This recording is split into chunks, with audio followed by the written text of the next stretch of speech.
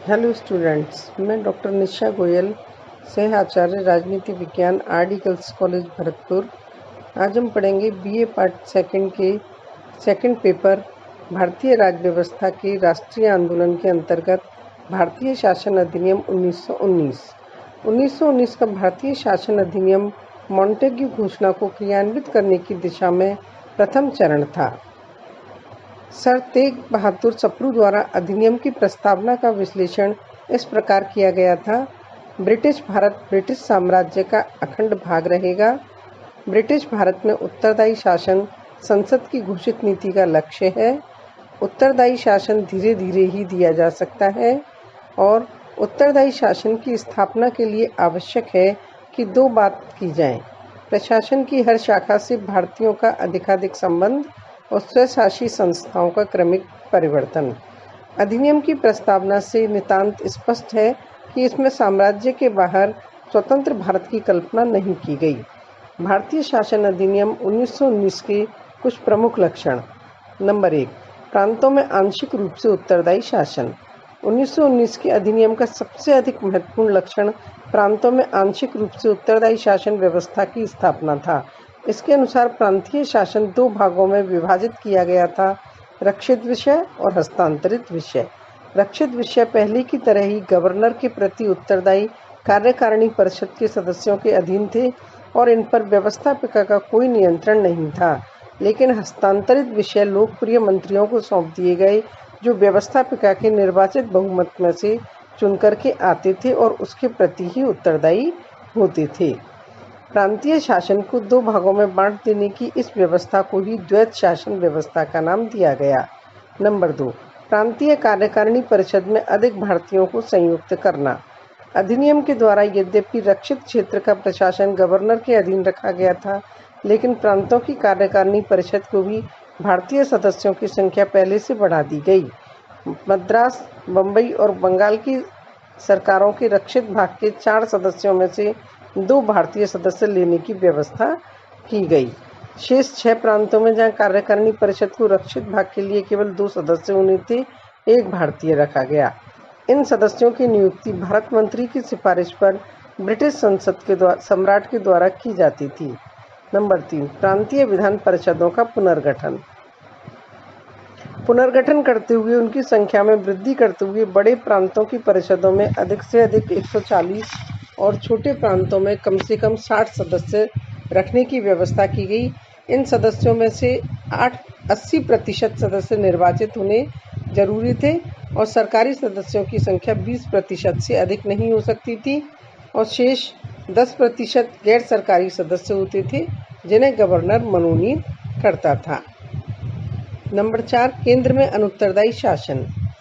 अधिनियम द्वारा प्रांतों में तो आंशिक रूप से उत्तरदायी शासन की स्थापना की गई, लेकिन केंद्रीय शासन को पहले की तरह केंद्रीय विधानमंडल के प्रभाव से मुक्त अर्थात अनुत्तरदायी रखा गया। नंबर 5, केंद्रीय कार्यकारिणी परिषद में अधिक भारतीयों की नियुक्ति। इस अधिनियम के द्वारा गवर्नर जनरल को पहले की तरह निरंकुश, स्वेच्छाचारी और शक्तिशाली बना रहने दिया गया था, लेकिन केंद्रीय कार्यकारिणी परिषद के कुछ सुधार अवश्य ही किए गए, जैसे कार्यकारिणी पर से पूर्व निर्धारित संख्या संबंधी प्रतिबंध हटा दिया गया। भारतीय उच्च न्यायालय के उन वकीलों को जिन्हें उनमें कार्य करते हुए 10 वर्ष हो चुके थे, परिषद का लॉ मेंबर होने के योग्य ठहराया गया। तेज बहादुर सप्रू पहले भारतीय लॉ सदस्य हुए। कार्यकारिणी परिषद में भारतीयों की संख्या 1 से बढ़ाकर 3 कर दी गई। नंबर 6, द्विसदनात्मक केंद्रीय विधानसभा का निर्णय। इस अधिनियम के द्वारा केंद्रीय क्षेत्र में एक सदनात्मक व्यवस्थापिका के स्थान पर द्विसदनात्मक व्यवस्थापिका की स्थापना की गई। इन दोनों सदनों के नाम केंद्रीय विधानसभा तथा राज्य परिषद रखे गए। केंद्रीय विधानसभा में 143 सदस्य होते थे, उनमें से 103 का चुनाव होता था व शेष मनोनीत होते थे। मनोनीत सदस्यों में से 25 सरकारी और 15 गैर सरकारी सदस्य होते थे। 103 निर्वाचित सदस्यों में से 51 सामान्य निर्वाचन क्षेत्रों से, 32 सांप्रदायिक चुनाव के आधार पर और 32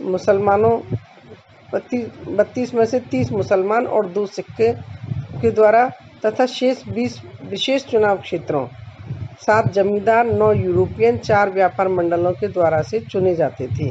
राज्य परिषद में 60 सदस्य होते थे, जिनमें 33 का चुनाव होता था और 27 गवर्नर जनरल द्वारा मनोनीत होते थे।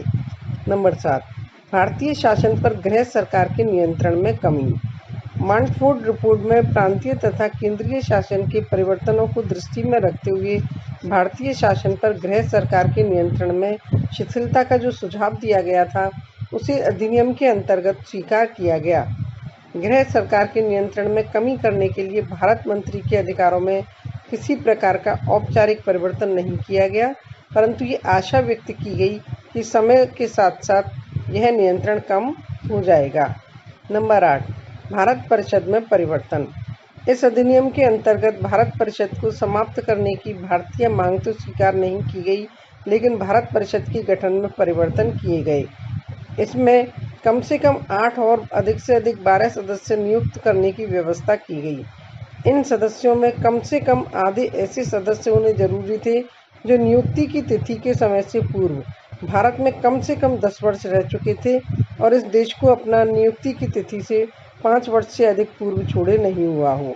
इस परिषद का कार्यकाल 7 वर्ष से घटाकर 5 वर्ष कर दिया गया, लेकिन प्रत्येक सदस्य की आय बढ़ाकर 1000 पाउंड से 1200 पाउंड कर दी गई और भारतीय सदस्य के लिए 600 पाउंड के अतिरिक्त भत्ते की व्यवस्था की गई। भारतीय परिषद के कार्य संचालन के नियमों में भी परिवर्तन किए गए। 9, केंद्रीयकरण से विकेंद्रीकरण। अधिनियम के द्वारा केंद्रीकरण की उस नीति को समाप्त किया गया जो लॉर्ड कर्जन के समय में चरमोत्कर्ष पर पहुंच गई थी। प्रशासन और राजस्व के कुछ विषयों का विकेंद्रीकरण कर दिया गया, अर्थात उन्हें केंद्र सरकार के नियंत्रण से हटाकर प्रांतीय सरकार में दे दिया गया। प्रांतों को प्रथम बार ऋण लेने तथा कर लगाने का अधिकार भी प्रदान किया गया। प्रांतों में आंशिक रूप से उत्तरदायी शासन की स्थापना करके भी विकेंद्रीकरण और प्रांतीय स्वायत्तता की नीति को पूरा किया गया। नंबर 10, शक्ति विभाजन। केंद्रीय और प्रांतीय सरकारों के बीच शक्ति विभाजन भी किया गया। वे विषय जो लगभग पूर्ण भारत या अंतर प्रांतीय हितों से संबंधित थे, केंद्र के अधीन रखे गए, और जो विषय प्रांतीय हितों से विशेष संबंध रखते थे, प्रांतों के अंतर्गत रखे गए। जैसे केंद्र के अंतर्गत वैदेशिक सेवा विषय सेना, रेल, डाक व तार, आयकर, मुद्रा टंकन, व्यापार, जहाजरानी, चुंगी तथा महसूल और दीवानी और फौजदारी विषय रखे गए। प्रांतीय क्षेत्र के अंतर्गत स्थानीय स्वशासन, सार्वजनिक कार्य, शिक्षा, स्वास्थ्य, चिकित्सा, सिंचाई, अकाल पीड़ित सहायता, राजस्व कर, कृषि, जंगल, जेल, पुलिस व न्याय व्यवस्था विषयों को रखा गया। इस प्रकार प्रांतीय विषयों पर प्रशासन एवं व्यवस्थापन प्रांतों को सौंप दिया गया। 11, निर्वाचन तथा मताधिकार। इस अधिनियम ने प्रत्यक्ष निर्वाचनों का सूत्रपात किया और मताधिकार को बढ़ा दिया। नवीन निर्वाचन नियमों के अनुसार भारत के लगभग 10% जनता को मताधिकार प्रदान किया गया। 12, नरेश मंडल की स्थापना। मांटफोर्ड रिपोर्ट में देशी राजाओं के महत्व को ध्यान में रखते हुए एक नरेश मंडल के निर्माण का सुझाव दिया गया था। अतः 8 फरवरी 1921 को दिल्ली में नरेश मंडल की स्थापना की गई। इस मंडल की कुल सदस्य संख्या 121 थी, जिसमें 109 तो अधिक महत्वपूर्ण देशी रियासतों के प्रतिनिधि थे और 12 सदस्य कम महत्वपूर्ण रियासतों के प्रतिनिधि थे। इस मंडल का प्रधान वायसराय था और मंडल वास्तव में एक परामर्शदात्री सभा के समान था। 13, संक्रमणकालीन उपाय। 1919 का अधिनियम स्पष्टतः एक प्रयोग व संक्रमणकालीन उपाय था। यह केवल एक अल्पकालीन उपाय था तथा इसके अनुसार, जैसा कि लॉर्ड मेस्टन ने कहा था, स्वेच्छाचारी शासन तथा लोकतंत्र उस समय तक साथ साथ हाथ मिलाकर चलने को बाध्य थे जब तक लोकतंत्र स्वयं चलना ना सीख ले और अकेला चलने के विश्वास योग्य ना हो जाए। ब्रिटिश संसद में भाषण देते हुए मिस्टर मॉन्टेग्यू ने कहा था, यह तो अंतरकालीन उपाय है। भारत पर ब्रिटिश संसद द्वारा शासन और भारतीय जनता के प्रतिनिधियों द्वारा शासन के बीच में एक प्रकार का पुल है। आगे के लेसन में हम देखेंगे 1919 में द्वैध शासन प्रणाली की व्यवस्था। धन्यवाद।